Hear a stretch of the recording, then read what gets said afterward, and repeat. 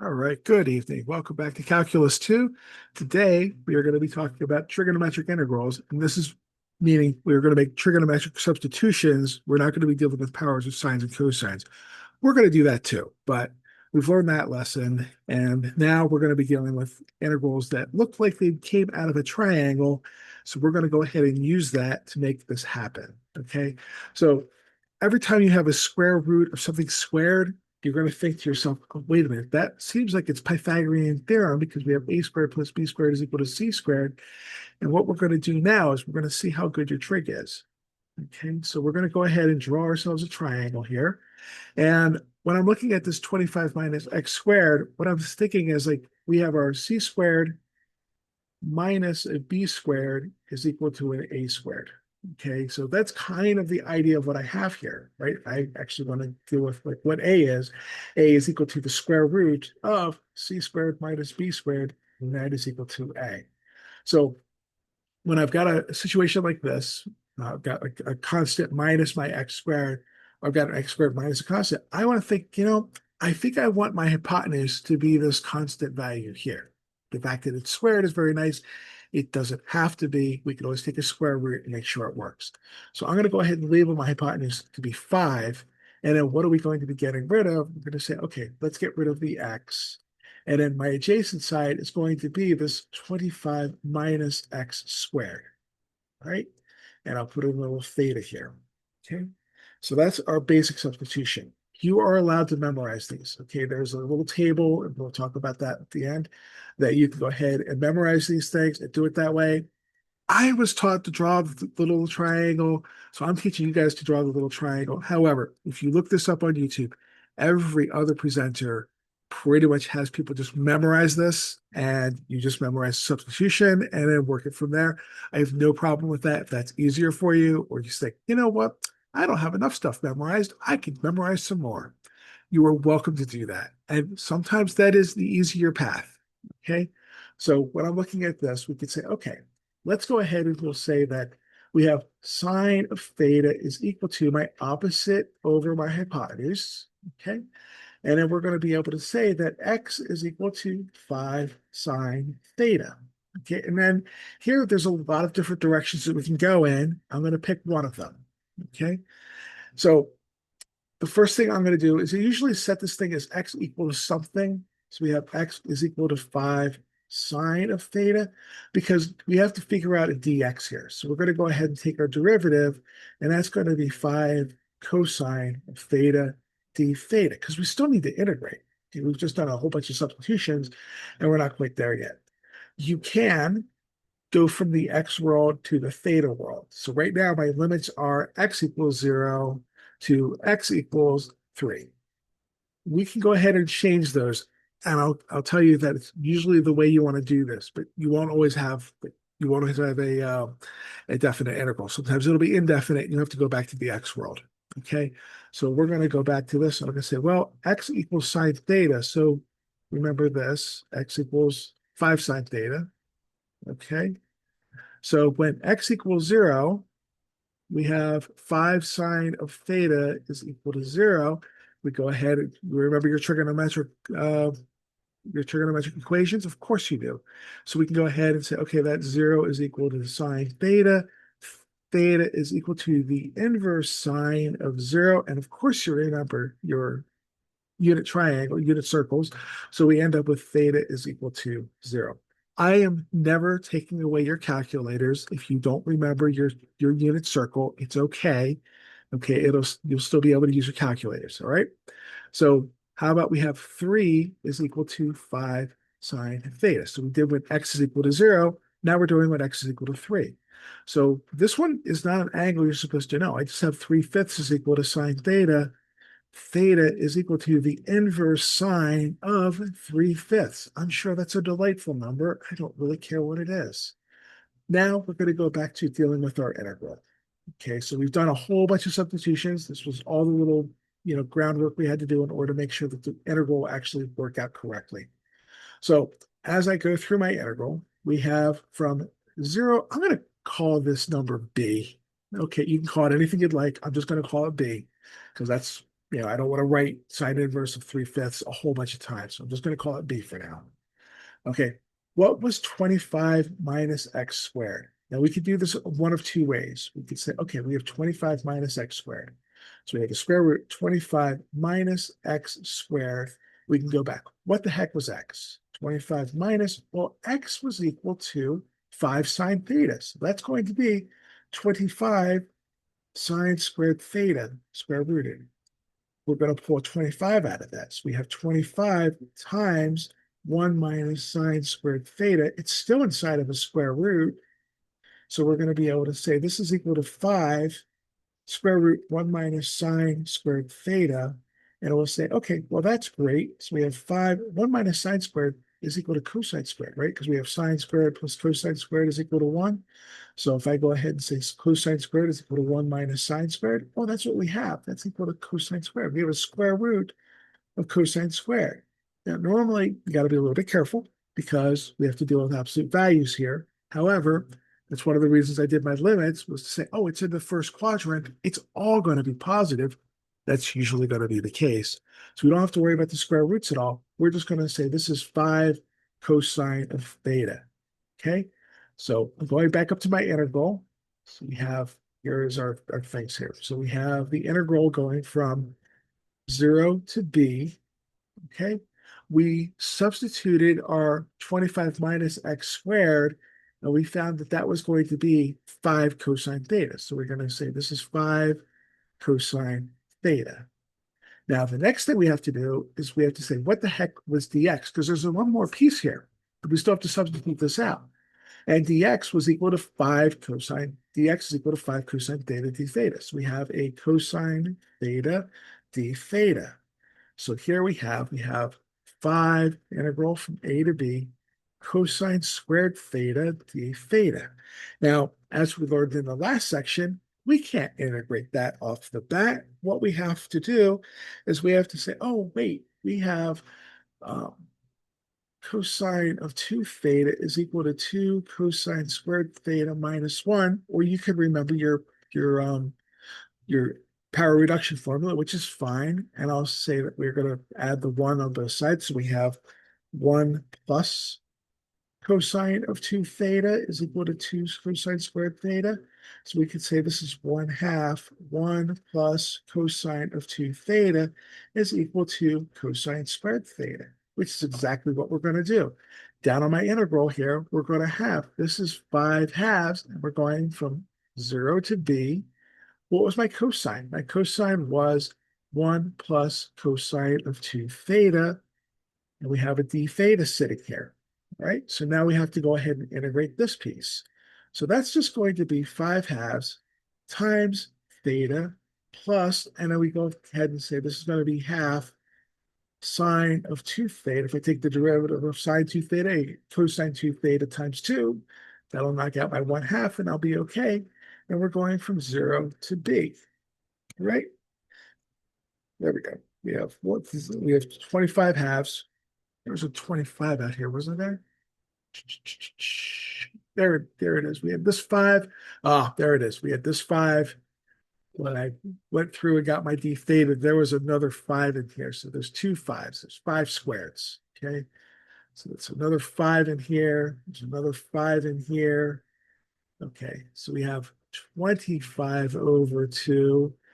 Here we go. We have theta plus 1/2 sine of 2 thetas. And we'll go ahead and we have that going from 0 to b. Right? Now, what did I do after that? Okay, we said this. So I get a little nervous typing in sine of 2 thetas. You could do this. It'll work out perfectly at this point. What I'm going to do is I'm going to say we are going to do this. We have 25 over 2 thetas, okay, plus I'm going to go ahead and multiply this. So we have 25 over 2, and this sine of 2 theta is really going to be 2 sine theta cosine theta. These twos are going to knock each other out. So we're going to have sine theta cosine theta as a multiplication problem going from 0 to b. All right, so that's what I've got sitting here as we speak. So as we're going, we're going to say, if I plug in 0, okay, This piece is 0, which 0 times 1 will just be 0. This piece is 0. So the 0 parts of it, we're just going to have zeros. Okay, so here we have 25 over 2 times b. B was the inverse sine of 3/5. Again, I'm sure that's a delightful number.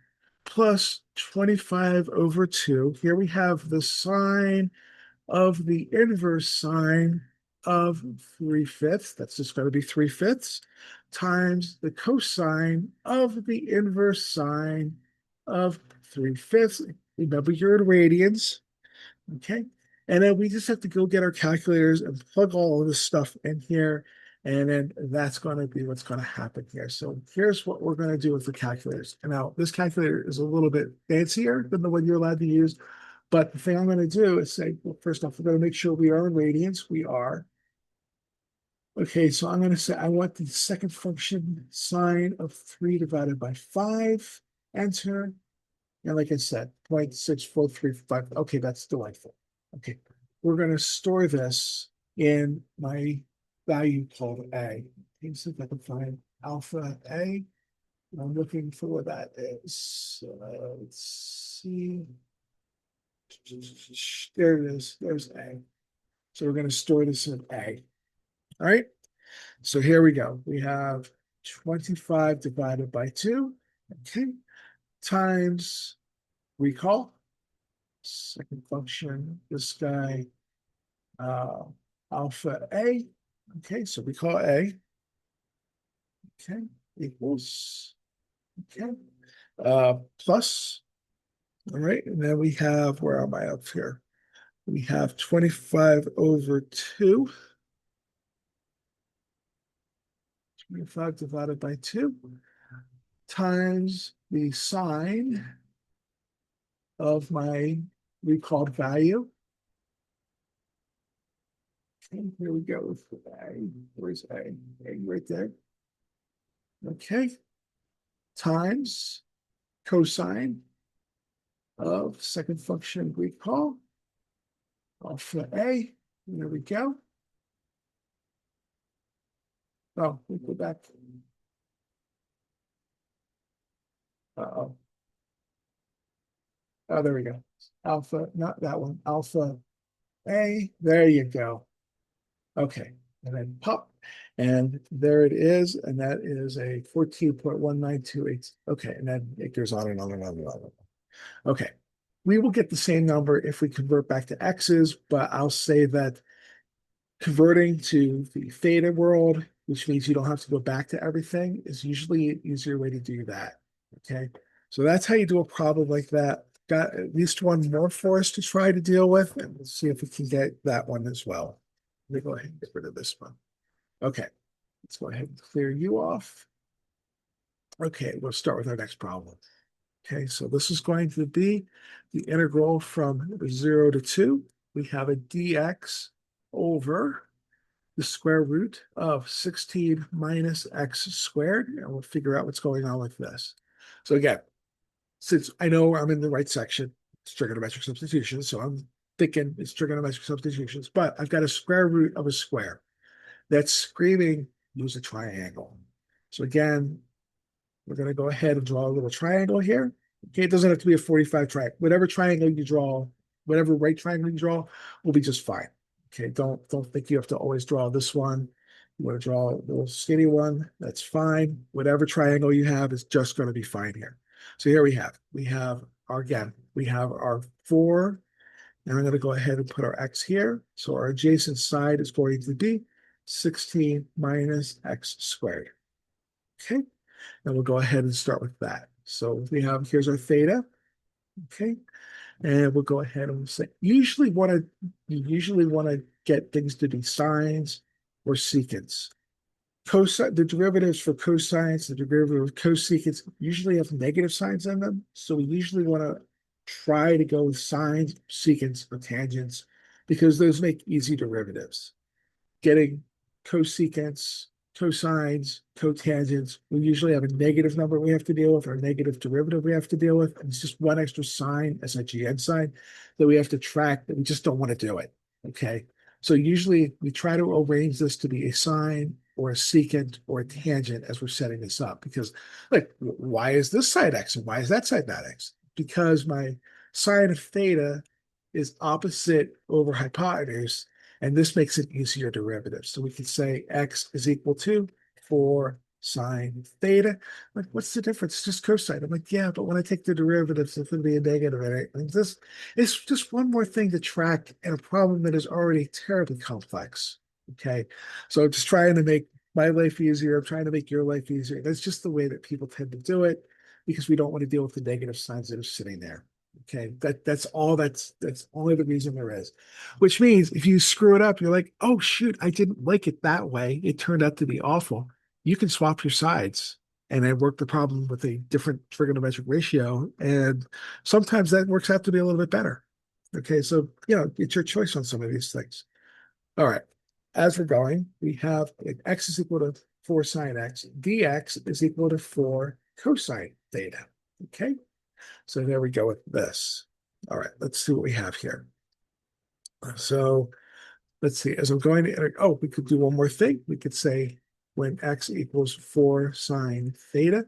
When x is equal to 0, 0 is equal to 4 sine theta. We have 0 over 4 is equal to sine theta. Theta is equal to the inverse sine of 0, which of course gives me 0. Okay.